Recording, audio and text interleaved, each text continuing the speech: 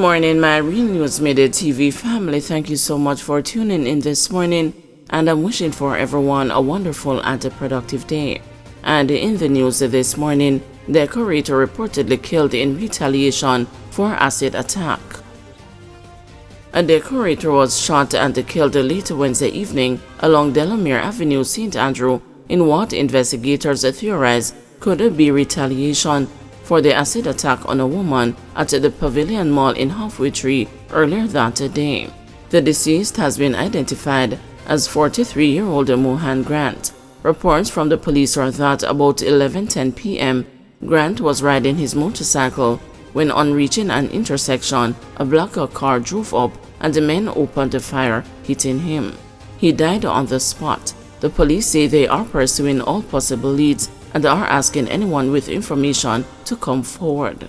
At around 1 p.m. on Wednesday, 2 women were injured in an acid attack when 2 men rode a motorcycle to the Pavilion Mall, made their way to the 2nd floor, entered an establishment, and threw a corrosive substance which caught the women. According to reports, the attackers ran from the establishment and were challenged by a security guard who discharged his firearm in their direction. The news understands that the female, who was reportedly the intended target, remains in hospital in serious condition as she suffered severe burns from her head down. Senior police sources noted that Grant could have been targeted because a relative of his is suspected to have committed the acid attack. Investigations are ongoing into both incidents. Bartender shot and injured in Gregory Park. The St. Catharines South police are searching for 2 armed men who shot and injured a bartender in Portmore on Wednesday. Reports are that about 4:15 p.m., the 39-year-old woman was at work along Queens Drive in Gregory Park, Portmore, St. Catherine, when 2 men posing as customers entered the bar.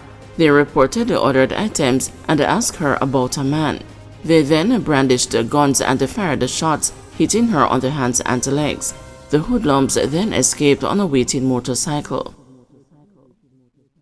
Fire destroys a Mandeville church. The Central Power Point Church of God on Winter Road in Mandeville, Manchester, was destroyed by fire on Thursday afternoon. The church's Bishop Glenton Johnson told the news that everything was destroyed. "I know that it is a great loss of about $10 million, and it was like about 5 different sections in the church. In this time and the season, it is quite a lot that we have lost. It will impact our members because of the effort and all their commitment being put into this building over the years," he said. "We have been here over 13 years and things were running very well, but I realized that this is going to slow us down quite a bit, but it is our intention to rebuild. We are not going to allow this to stop us," he added. Bonnie Neal, the proprietor of Neal's Auto, a neighboring property to the church, said he rushed to get in contact with the fire brigade. He explained that due to a telecommunication issue, the fire station was unreachable by phone. "The church behind us caught fire close to 5 o'clock. One of my workers rushed to me and said the church was on fire. I had to rush and move some vehicles that were close to the church," he said. "I tried to call the fire brigade, but I got no answer. Then I called the police, who got in touch with the fire brigade," he added. He pointed out that the sub-officer in charge of the Mandeville Police Station, Inspector Simon McCormack, reached out to the fire department to respond to the blaze. JLP local government election petitions struck out. The Supreme Court on Thursday dismissed the separate election petitions filed by 2 Jamaica Labour Party candidates who were defeated in the last local government elections. The petitions were filed by attorneys for Kelvin Clark, the JLP candidate for the Kintyre division of the Kingston and the St. Andrew Municipal Corporation, and Jeremiah Edwards, who contested the Ginger Ridge division in the St. Catherine Municipal Corporation. The People's National Party's Vivian Brown Bond and Ralston Wilson were elected councillors for the Kintyre and the Ginger Ridge divisions, respectively, in the February 26 local government elections. The others dismissed the petitions were made following separate applications for them to struck out as an abuse of the court process according to attorneys for Brown, Bond and Wilson. Lawyers for the JLP candidates reportedly did not challenge the application. Michael Jordan, one of the attorneys for the PNP councillors, explained that both the petitions did not fulfill the legal requirements outlined in the Election Petition Act. The legislation, he explained, gives a specific time periods for a petition to be filed and served on all parties and for security of cost to be paid over. However, Jordan said both the petitions were not served within the time stipulated by law and no security costs were paid. So our argument is that there is no petition before the court because it was null and void, he explained. The JLP candidates were seeking to have the election results voided. Data collector charged with 2019 murder of man in St. Catherine.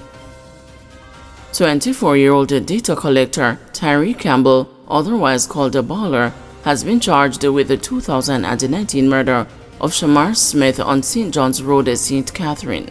Mr. Campbell is charged with murder, wounding with intent, illegal possession of firearm, and illegal possession of ammunition. Reports are that on April 1, 2019, Mr. Smith, otherwise called the Shami, and another man were at home when Mr. Campbell and his accomplices allegedly shot at them. Mr. Smith died of his injuries. Following an investigation and being listed as a person of interest, Mr. Campbell surrendered to the police in the company of his attorney. He was charged on Wednesday. Hyde returns to court September 18 in UA torture case. The university student who reportedly held his girlfriend captive in a dorm room and tortured her over a year ago is scheduled to return to court on September 18 for the continuation of a plea and a case management hearing in the Home Circuit Court. The matter had reached the stage where the prosecution and the defense were to continue discussions regarding a possible plea deal. However, the discussion was stalled to factor in the victim. Consequently, the victim's impact statement, along with her updated medical and psychiatric reports, were submitted on Wednesday. Meanwhile, in February, when the matter was mentioned, the court ordered Matthew Hyde to undergo a forensic psychiatric evaluation as part of considerations for a possible plea deal. The evaluation and a report have since been submitted to the court, along with Hyde's antecedent and the social inquiry report. Hyde, 21, is charged with assault, occasioning grievous bodily harm, use of malicious communication, assault occasioning actual bodily harm, and a false imprisonment. The University of the West Indies student was charged after he reportedly held his ex-girlfriend captive for 3 days in his room at George Lane Hall and allegedly tortured her with a hot clothing iron and other implements. She was reportedly discovered sometime after 10 p.m. on February 9, 2023. It is alleged that Hyde injured the complainant following cheating accusations. Hyde, who appeared in court on Wednesday via video link, was further remanded. Attorneys at law Patrick Peterkin and Jenna MacDonald are representing Hyde. Nurses restive over unsettled compensation claims. The Nurses Association of Jamaica called a meeting of its members on Thursday afternoon to register their disgust over what they say is the continued delay by the Ministry of Finance to settle their outstanding claims under the Compensation Review Program for 2022-2024. The nurses say further meetings will decide their next move if the ministry fails to meet with them to discuss their concerns.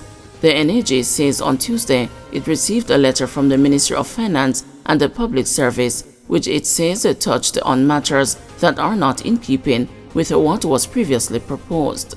NAJ President Dawn Marie Richards says the matter must be addressed within 24 hours. We need to know from the Ministry of Finance and the Public Service what next. We need to know that, and we need to know that urgently. We are not looking at the withdrawal of services. That is not where we are going. It is not about affecting patient care. It is about seeking to the welfare of the nurses of Jamaica. For the past 2 years, we have been carrying that topic on our meeting agendas. We had our last Ministry of Finance on the 2nd of April 2024. At that meeting, some decisions should have been taken. We are not sure what is happening because we have not been able to meet with the minister since then again, or any member of the team.